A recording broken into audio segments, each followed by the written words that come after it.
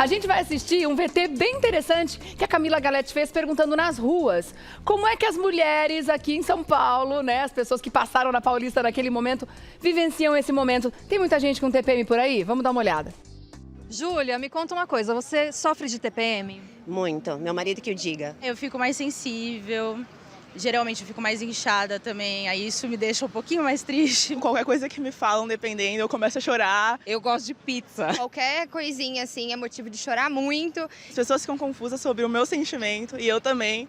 E eu também fico muito frustrada com coisas básicas, assim. É tenso. Eu fico bem brava, nossa, não chega perto de mim que eu tenho vontade de avançar na pessoa. É uma coisa que não tem controle. E o que você faz nesses dias pra acalmar um pouquinho? Fico mais na minha, evito falar muito com as pessoas pra não ser estúpida. Faço uma coisa por mim, vejo uma série, como alguma coisa que eu gosto. Eu gosto de pizza. Eu tento focar um pouquinho mais em mim, eu tento fazer as coisas que eu gosto. A oscilação de humor, né? Os homens geralmente não entendem muito. Quando você tá nesse período mais irritada, você costuma fazer o quê?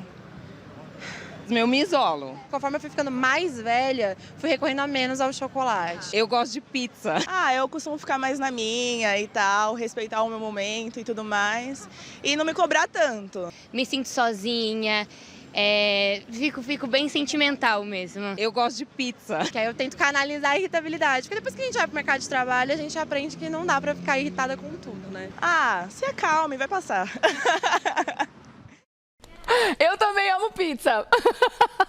Mas nesse momento, nada como um docinho, né? Parece que o açúcar vem assim e cai como uma luva. Que loucura. Doutora Patrícia Gonçalves, bom dia. Você tá bem? Bom dia. Mais uma vez, muito obrigada pela confiança de vocês. Você tava de dieta, agora já era. Meu Deus. Né? Uma coisa linda dessa na frente, a gente não resiste, né? Estando ou não na TPM, obrigada, muito obrigada. Agora é interessante isso, né? Conversar com as mulheres, imagino que você tem, obviamente, muita história a respeito disso. Como cada uma encontra sua válvula de escape nesse momento. Nem sempre de uma forma saudável, porque quando a gente descarrega na comida, essa ansiedade, né? Que essa bagunça hormonal traz pra gente, nem sempre a gente faz escolhas saudáveis nessa hora, né, doutora? Mas é interessante, Rê, porque normalmente, quando nós temos desejo de comer algum alimento na época da pré-menstruação, naquele período pré-menstrual, então é porque há uma carência daquela substância que existe naquele alimento. Então é muito comum, por exemplo, algumas mulheres ter afinidade pelo chocolate. Sim, maravilhoso. Porque remédio. Os níveis de uma substância chamada serotonina baixa muito. E que o cacau que existe no chocolate pode ajudar a melhorar, a aumentar e nivelar o nível de serotonina para que ela possa sentir um bem-estar. Sim. Então não é só por conta do açúcar, mas é uma compensação. É a compensação Que a gente faz, né? O interessante seria, como você disse, nós buscarmos alimentos saudáveis. Então, frutas, legumes, né? Uma dieta rica em vitaminas com cálcio, com vitamina D, para que nós possamos equilibrar de uma forma saudável esse metabolismo. Mas nem sempre é assim. Normalmente a gente busca a pizza. Eu amo pizza, eu amei esse VT. Se for um pedaço, tudo bem, mas às vezes a gente quer comer a pizza uma pizza inteira. Esse é o problema, né, gente?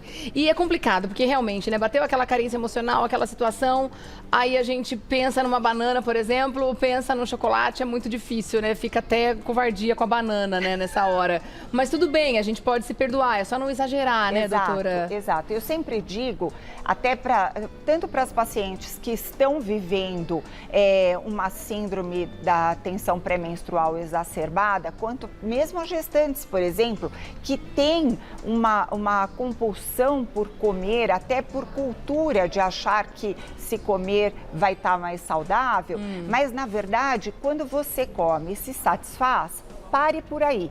Se você comer exacerbadamente, matar à vontade, eu brinco, né? Aí sim você vai ter engordado, vai ter descompensado vai passar da conta, né? O seu peso. Tá, sim. Bom, a TPM a gente sabe que cada mulher vive de uma forma diferente, são sintomas diferentes e tudo mais. Mas existem alguns sintomas e algumas vivências que são um pouco mais comuns, né? Quais são as queixas mais comuns no seu consultório nessa fase da mulher? Normalmente a mulher, ela edemacia, ela incha mais. Então ela sente que está aumentando de peso naquela fase pré-menstrual, quando na verdade ela está só inchada, ela está com edema. Esse edema pode se dar nos membros inferiores, pés, pernas, e ela vê até quando ela aperta, ela sente que dá uma afundadinha no tecido da pele.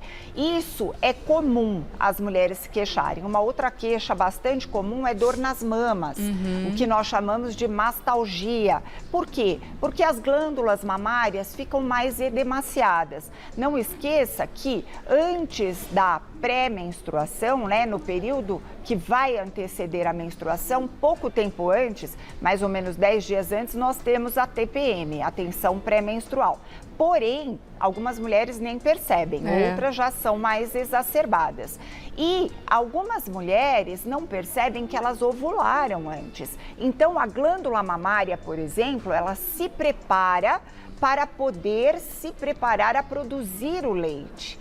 Então, por conta disso, ela edemacia, ela incha, ela está bombardeada, vamos dizer assim, entre aspas, por hormônios. Então, a mulher se queixa também de dor nas glândulas mamárias. E existem os sintomas psicológicos também, essa questão da instabilidade do humor, da irritabilidade, né, doutora? É uma labilidade emocional que nós chamamos, que são essas oscilações de humor. Nós temos que diferenciar, porque isso diferencia muito de mulher para mulher.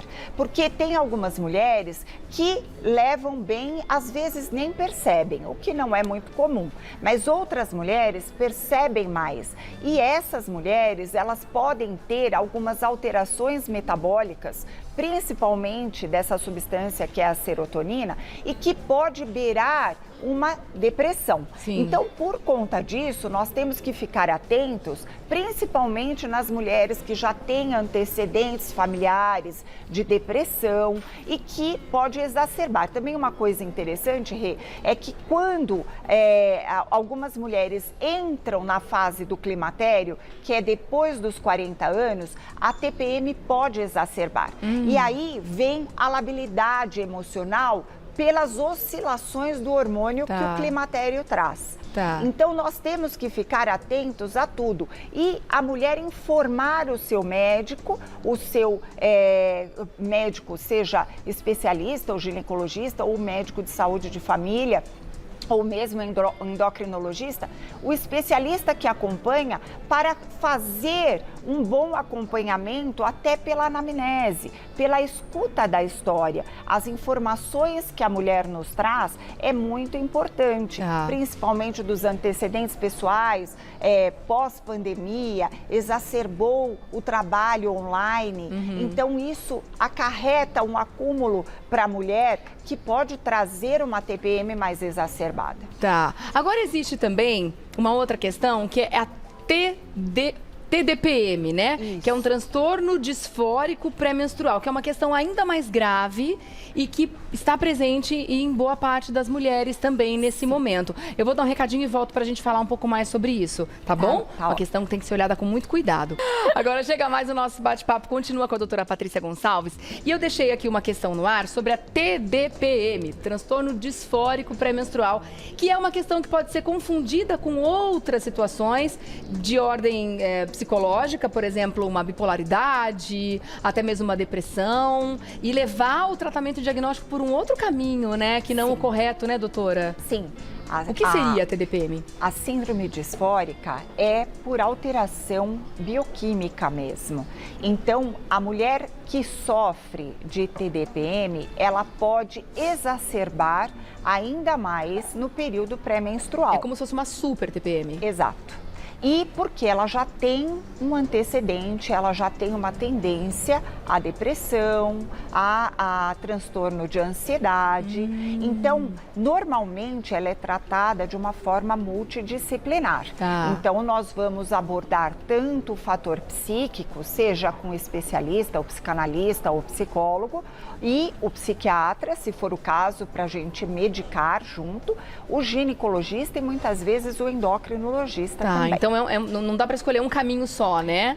Não é um caminho, por exemplo, que só o psiquiatra conseguiria. Exato. Precisa desse equilíbrio também com o médico de saúde da mulher. Exato. Para equilibrar o tratamento e os hormônios, né? Até para nós, exatamente, dosarmos os hormônios, ver em que fase que exacerba esse sintoma, se não exacerba, se é contínuo, para a gente poder diagnosticar de uma forma correta, para fazer com que a mulher tenha um prognóstico positivo, para que ela tenha um desenvolver da qualidade de vida positivamente, porque isso diminui muito a qualidade de vida da mulher.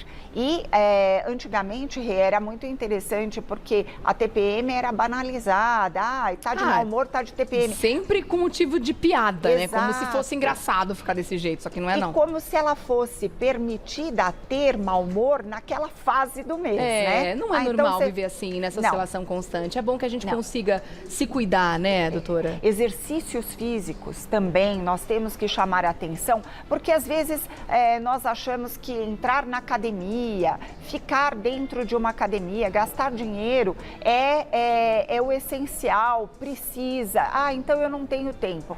Mas se você pular corda dentro da sua casa, então a despesa que você vai ter é de uma corda. Fazer uma dança. Eu sempre falo isso. Dançar. Pode ser dentro de casa Sim, mesmo. na frente do espelho, bota uma música e faz a louca, é uma delícia. E tem tantos aplicativos hoje, né? Sim, é verdade. Que a gente baixa de forma gratuita e que nós praticamos exercícios que liberam a produção de endorfina de uma forma adequada, para que nós possamos controlar essa TPM. E alimentos adequados, eu vi que você trouxe algumas coisas aqui para mostrar pra gente, né, doutora? Sim, a banana, por exemplo, rica em vitamina D, potássio, isso ajuda muito a alongar, junto aos exercícios físicos, o consumo de frutas como a banana, você vai poder alongar, fazer com que haja mais liberação de potássio, para que você não tenha cãibra, não tenha aquele inchaço que às vezes de manhã, na época da pré-menstruação,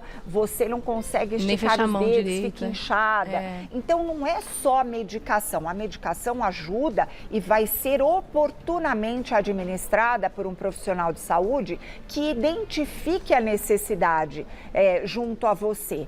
Porém, a alimentação, a forma natural de tratar com atenção pré-menstrual é muito mais saudável, barato e prazeroso. É um convite a uma melhor qualidade de vida, sem dúvida nenhuma, né, doutora? Obrigada mais uma vez. Eu que agradeço a confiança de todos vocês. Sempre muito bom esse bate-papo. Um beijo e uma boa Páscoa, tanto para os telespectadores quanto para a família Gazeta. Obrigada para você também, para a família toda, viu? Muito uma linda obrigada. época de renascimento para vocês Amém. também, viu, lindona?